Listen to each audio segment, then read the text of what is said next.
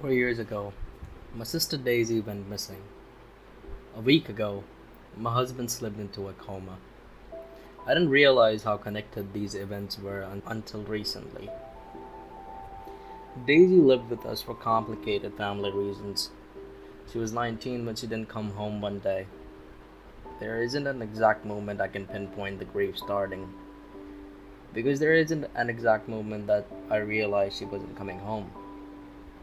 It was a gradual realization over the course of 2 days, mainly because it wasn't unlike her to be out all night. I always used to blame myself, convincing myself that if I had noticed sooner, we might have found her. About a year later, my husband and I were getting ready to move to our new home.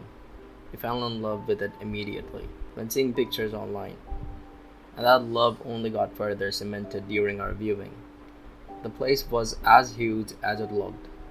We thought moving here would be the best decision of our lives, although in the back of my mind, I was worried that we were secretly running away from our feeling of grief, leaving Daisy behind. My husband simply said, "What if we are running with her?" I never entirely understood it, but it brought me comfort all the same. The move went smoothly, and we helped the previous owner move out too. He was an elderly man with no family, so we felt it would be polite to help out. Before leaving, I remember the words he spoke so vividly. "You would think you would want a big home until the responsibilities get too much." We both seemed to feel happier after moving, and it even allowed us to explore new hobbies. One of the first things my husband did was set up a beautiful flower bed outside. I had never known him to have such a green thumb in the past, but he seemed to really enjoy it. The outside of our home became full of life, as did the inside of my mind. For the first time in a while, I was happy. I always told him how proud of him I was. Every week, he'd buy the same huge bag of cat food. Not for the cat, we don't even have one. Apparently, it's just the best fertilizer. It made me laugh. It sounded ridiculous, but something must have worked. Those flowers bloomed all year around. Last week, I lost him without losing him. I woke up without him in my arms and went straight downstairs to find him. I found him unconscious on the kitchen floor, with blood coming from his lower leg. I don't know how long he was there, but the blame set in once again. If I had found him sooner, would he have been okay? I called an ambulance right away, but he never regained consciousness. The doctors aren't sure he ever will. When I found him, he was laying next to the well. The previous owner had told us he discovered the well while having work done on the flooring. He decided to incorporate it into the design, making it level with the floor and giving it a tempered glass top. It dates back to the 1800s when the building was first constructed as a pub. My husband found it so interesting, always being sure to show it off for any kind of visitors we had. I always just found it creepy. We don't even know how deep it goes. The bottom is never visible. Last week was our first night alone without my husband in years.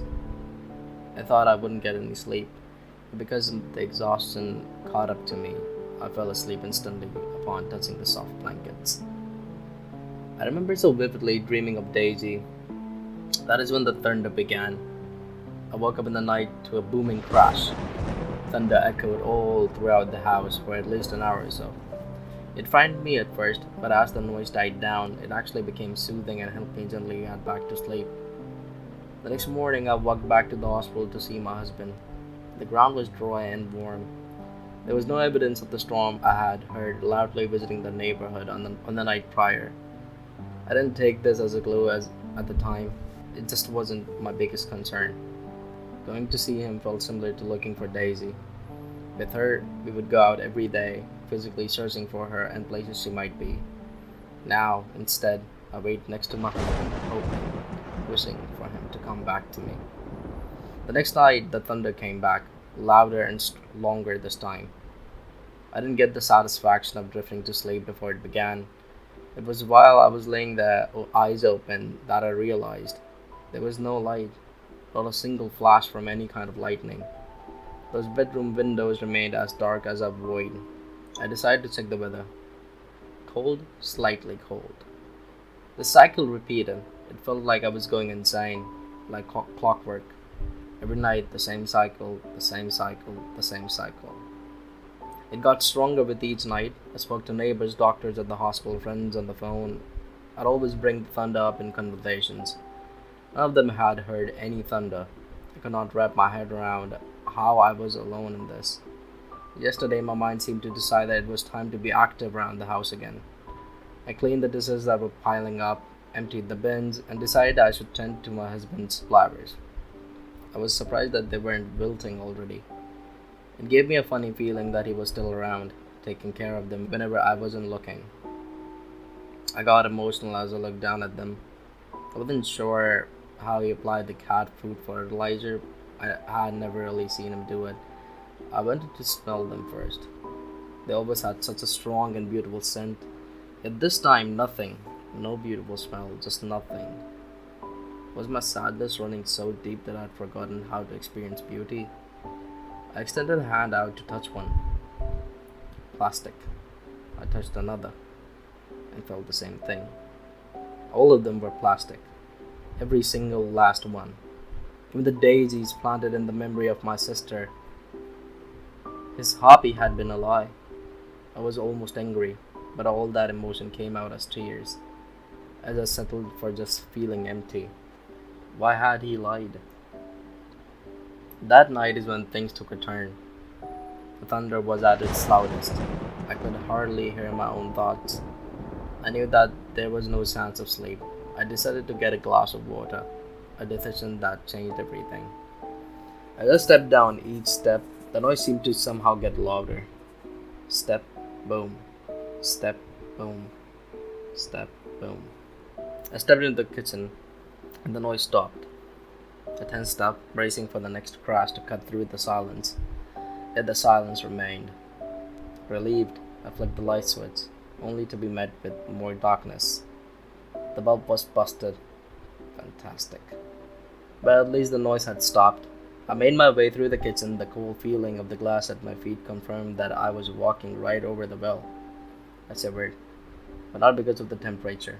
As my feet made their way back onto the tiles, they hit something far too early. A tile seemed to be broken, or out of place.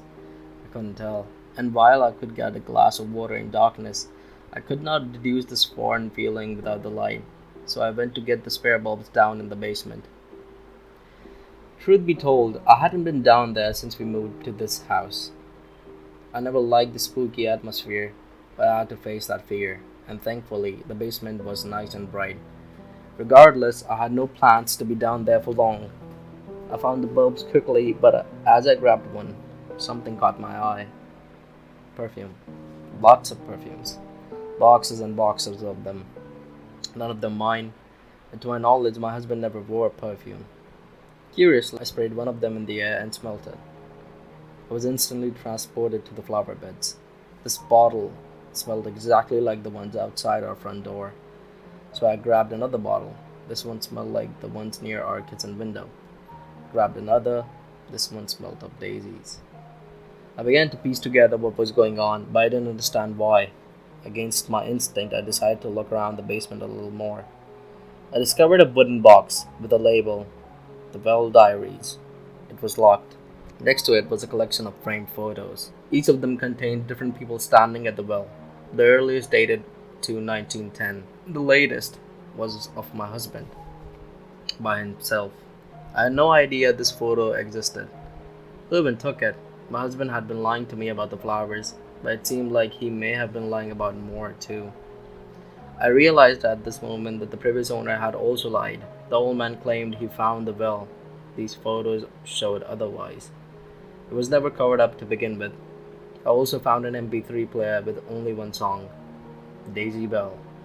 The one that goes, Daisy, Daisy, give me your aunt to do. My sister had always had that as her ringtone.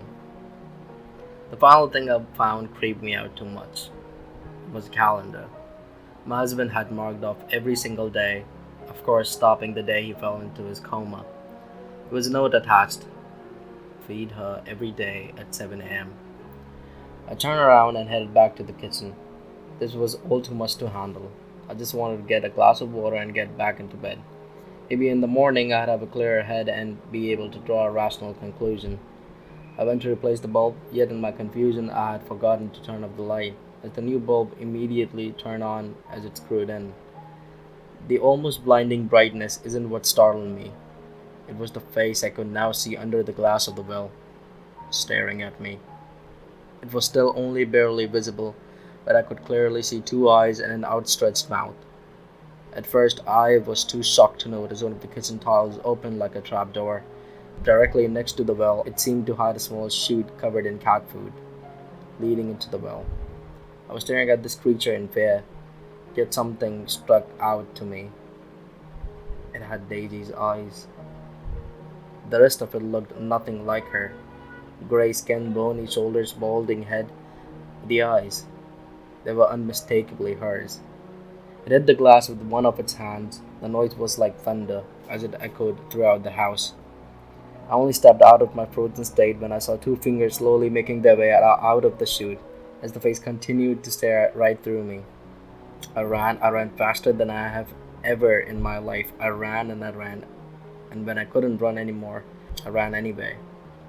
I didn't have a specific direction in mind, but perhaps instinctively, I ended up at the hospital. I sat with my husband, still shaking. I do not plan to go back to the house, it's not safe there. I stared at my husband, trying to calm myself down, trying to think of happier times, trying anything to just forget about what had just happened. Instead, I found something that almost made my heart stop. Around his chin, where the wound had been, his skin was slightly gray. Perhaps I'm being paranoid, but given what I've seen, I think I have every right to be. My sister has become whatever the fuck she is now, and I think my husband is going to suffer the same fate. I need to bury him, right? I mean, that seems to be the entire point of the well.